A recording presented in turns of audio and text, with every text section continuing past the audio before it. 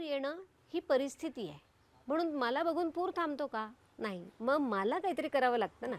Either मी झाडावर चढणे नाही तर बुडणे.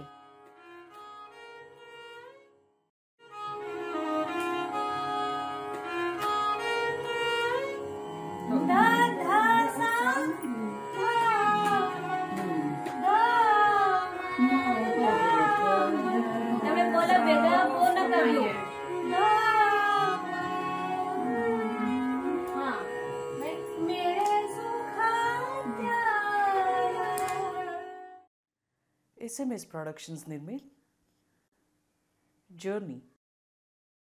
ग्रॅज्युएशन माझं ललित कला केंद्र. मग एक कौटुंबिक निर्णयाचा आपण होकार घेतला आणि त्यांनी म्हटलं लग्न कर आणि मी लग्न केलं. याविषयी मी हे एवढंच सांगू शकते. एक एक योग यायला लागतो. तो कदाचित हा लग्न हाच योग माझ्या आयुष्यात फार महत्त्वाचा असेल की ज्यामुळे मी भोपाळ या शहरात गेले. म्हणजे महाराष्ट्र सोडलं, पुणे सोडलं, मित्रपरिवार लांबला. इकडली जी नाटक संगीत ही जी संस्कृती होती, एक पुणेरी संस्कृतीचा ना त्यातला एक वैचारिक दृष्टिकोन तसा वेगळा आहे आणि तो लांबला. भोपाळमधलं भारत भवन तिथे मी काही दिवस कामाला जात होते. मृत्युंजयसारखं मराठी हिंदी नाटक केलं. ते काही वेळेला त्याच्यात व्हायलिन वाजवलं, काही वेळेला त्याच्यात रोल केला. सासरहून म्हणशील तर मला माझा नवराही त्याच्यात भाग घेत असल्यामुळे परवानगी होती, अन्यथा नसते. आणि हे करत असतानाच मला माझे व्हायलिनचे गुरु तिथे मिळाले, म्हणजे पंडित वसंतराव शेवलेकर. आणि तिथे एक सांगीतिक विचार किंवा त्यांचा सहवास यांनी माझ्यामध्ये थोड्या थोड्या सुधारणा होऊ लागल्या असं आपण म्हणू. पण तरी काही वेळेला होतं ना असं की आपला वैचारिक सहवास आणि आपला आर्थिक गणित हे जमत नाही. की जर मला कुणी म्हणलं असतं की अहिर भैरव वाजवा तर मी तुम्हाला तुमचं वाणसामान भरून देईन, तर मला आर्थिक गणित हे माझ्या विचारांशी सहमत करून मला पुढे जाता आलं असतं. पण आज आपल्याकडे तसं नाही आहे. त्याच्यासाठी मला पैसा ही मधली व्यवस्था करावी लागते. आणि म्हणून समाव माझे विचार थोडेसे बाजूला पडले. मी अर्थार्जनाचा मार्ग जास्त जोमाने अवलंबला. 12-15 वर्ष मी मेस चालवलेली आहे. त्यामुळे त्याच्यात 20-25-30 मुली तर सहजच रोज जेवायला असायच्या. तो एक काळ होता मधला की जेव्हा 20 मुली 50 दिवसाचा कोर्स करण्यासाठी इथल्या जवळपासच्या एका अकॅडमीत यायच्या. आणि तोही काळ मी माझ्या फ्लॅटमध्ये त्यांना जागा देत असे.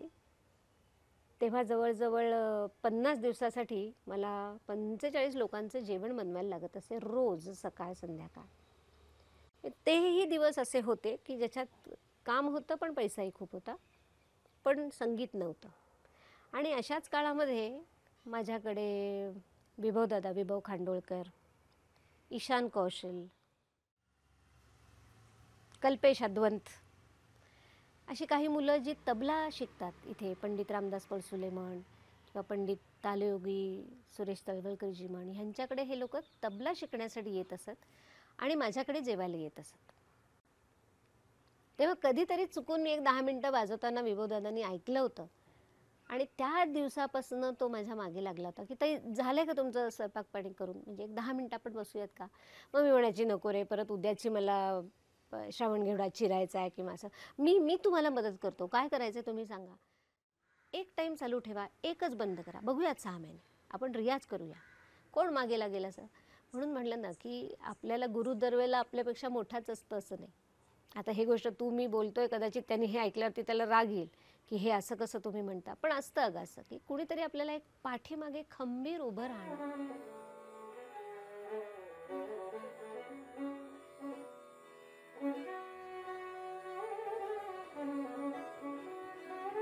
2 वर्षात मी मेस बंद केली आणि मी फुल फ्लेश व्हायलिनमध्ये आले.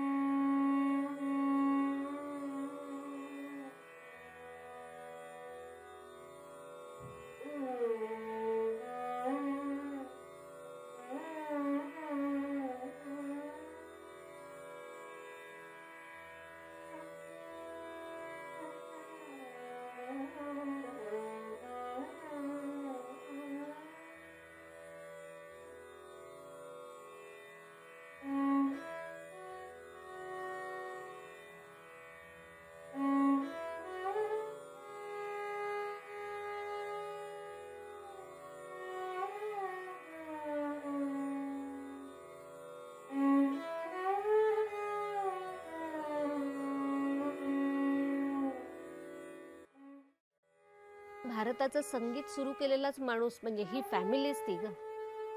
अशा माणसाच्या शेजारी मी बसले होते. म्हणजे हेच माझ्यासाठी आधी आपण देवाच्याच शेजारी जाऊन बसल्यासारखं असतं की नाही, तसं होतं.